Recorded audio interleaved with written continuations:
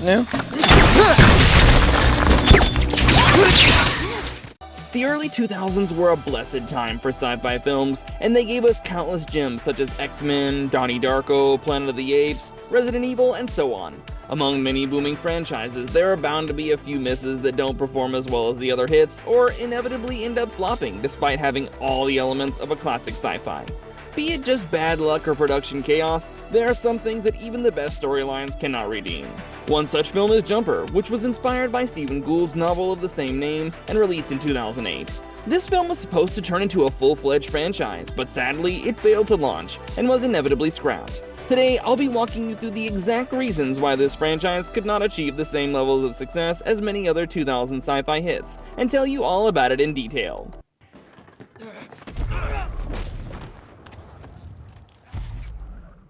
The film was directed by Doug Liman and written by a bunch of writers, including David S. Goyer, Jim Olds, and Simon Kinberg. And even if it was not announced as the first part of a series, it was hard not to miss the way the plot was designed to set the foundation for a bigger picture. The story was narrated in a way that left many threads hanging for a future sequel, and many fans did praise the premise as pretty fascinating, even if the film didn't garner many positive reviews. In fact, it was described as the first of a trendy trilogy, and it began with an introduction to our protagonist, David Rice, who uncovers his ability to teleport or jump from one place to another as a teenager. Over the years, he used this ability to turn into a hedonistic character who's eventually confronted by a religious organization known as the Paladins. According to them, anyone who jumps or teleports through space, aka jumpers, should not be allowed to live, and David struggles to evade their leader Roland across a chaotic plotline.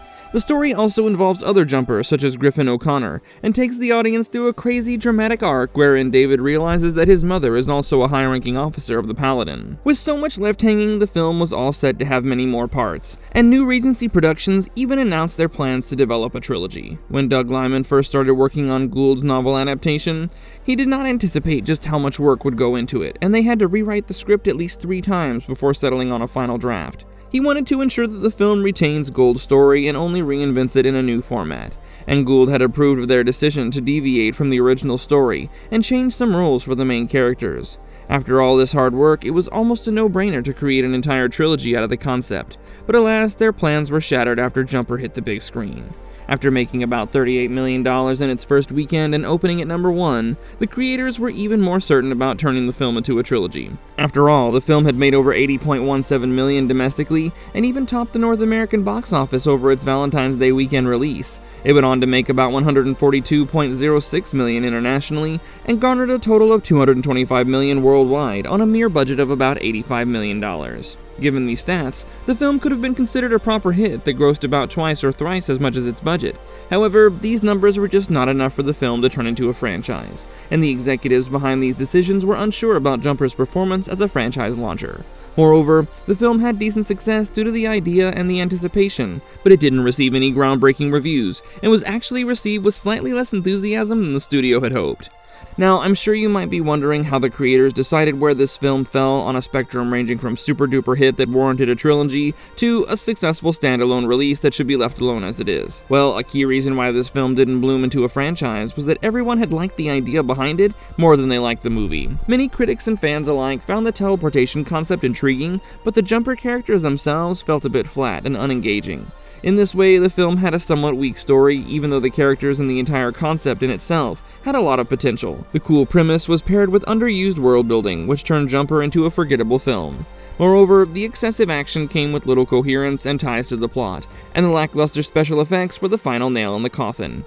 Even though some critics described the film as well-crafted, it didn't warrant a passionate enough fan base, and these lukewarm reviews killed any sequel momentum that the film had going. Doug Liman also talked about why the film didn't work out, as he wanted the film to go a different route than what you might expect from sci-fi. In this way, he's a self-described contrarian who wanted to make a superhero film that didn't actually turn a person into a superhero.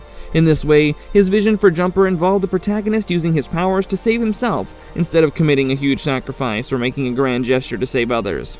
However, the studio was not on board with this idea, and they convinced him that his hero cannot do something so selfish in the film's finale.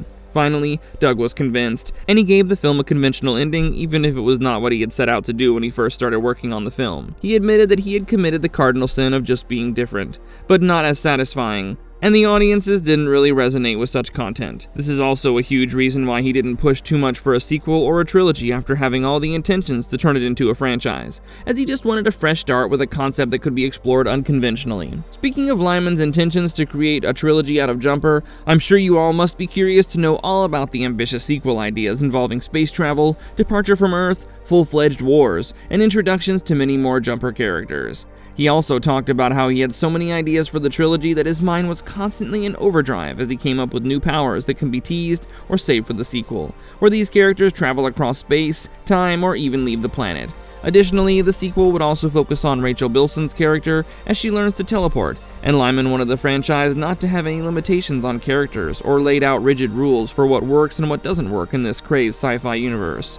He also wanted to explore the scars left behind by jumping through wormholes to travel across space, and Rachel Bilson's character would have played a role in this specific arc as well. After the writers introduced a bunch of concepts and left threads hanging to set up the sequels, there was just far too much emphasis that was placed on introducing these concepts than actually exploring the first film's storyline.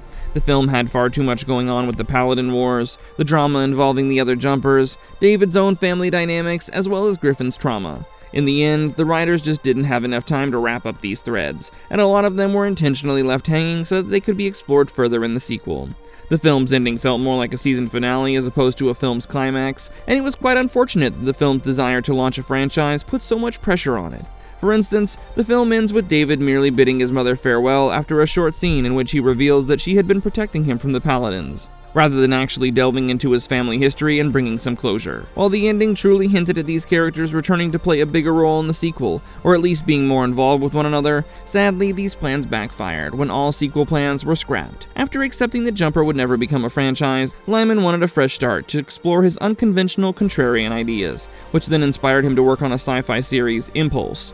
This series extends the Jumper universe and can even be described as a do-over to explore the themes they set out to explore in Jumper, with more focus on characters and fewer studio constraints. In this way, you can consider Impulse to be a fresh start in the same universe, and Lyman took this opportunity to focus on character, tone, and a slower universe build, which were things that he could not execute in Jumper.